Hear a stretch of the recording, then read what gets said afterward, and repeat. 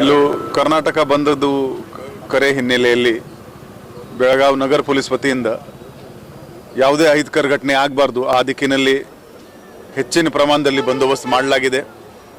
ಎಲ್ಲ senior officers ಮತ್ತು ಸಿಬ್ಬಂದಿಗಳು ಬೆಳಿಗ್ಗೆ 5 ಗಂಟೆಯಿಂದ ಬಸ್ ಸ್ಟ್ಯಾಂಡ್ ಆಗಲಿ, ಹೈವೇ ಆಗಲಿ, ಇಂಪಾರ್ಟೆಂಟ್ ಪಾಯಿಂಟ್ಸ್ ಆಗಲಿ ಎಲ್ಲ ಕಡೆ ಪ್ಯಾಟ್ರೋಲಿಂಗ್ ಮಾಡ್ತಾ ಇದ್ದಾರೆ. ಪಿಕೆಟಿಂಗ್ ಕೂಡ ಇಂಪಾರ್ಟೆಂಟ್ ಜಾಗದಲ್ಲಿ ಮಾಡಲಾಗಿದೆ ವ್ಯವಸ್ಥೆ. ಯಾವುದೇ ಅಹಿತಕರ ಘಟನೆ ಆಗಬಾರ್ದು ಆ ದಿಕ್ಕಿನಲ್ಲಿ ಆ ಮುಖಂಡರುಗಳ ಜೊತೆಗೆ ಕೂಡ ನಾವು ಕಾಂಟ್ಯಾಕ್ಟ್ನಲ್ಲಿ ಇದ್ದೀವಿ. ಅವರು ಅಪೀಲ್ ಮಾಡಬಹುದು, ಆದರೆ ಒತ್ತಾಯಪೂರ್ವಕ ಅಂಗಡಿಗೆ ಬಂದ್ ಮಾಡೋಕ್ಕೆ ಯಾರಿಗೆ ಅವಕಾಶ ಇಲ್ಲ. ಆ ಥರ ಯಾರು ಮಾಡಿದರೆ ಅವರ ಮೇಲೆ ಕಾನೂನಿತ ಕ್ರಮ ಜರುಗಿಸಲಾಗುವುದು. ಬಂದ್ ಮಾಡ್ತೇವೆ ಅಂತೇಳಿ ಏನಾದರೂ ಅಥವಾ ಪ್ರತಿಭಟನೆ ಮಾಡ್ತೇವೆ ಅಂತೇಳಿ ಯಾರಾದರೂ ಸಂಘಟನೆಯವರು ಇದು ಮಾಡಿ? ಹೌದು, ಈ ರಕ್ಷಣಾ ವೇದಿಕೆ ಮತ್ತು ಕೆಲವು ರೈತ ಮುಖಂಡರುಗಳು ನಿನ್ನೆ ಭೇಟಿ ಮಾಡಿದ್ದಾರೆ. ನಮಗೆ ಅಪೀಲ್ ಮಾಡೋಕ್ಕೆ ಅವಕಾಶ ಮಾಡಿಕೊಡಿ ಅಂತ ಹೇಳಿದ್ದಾರೆ.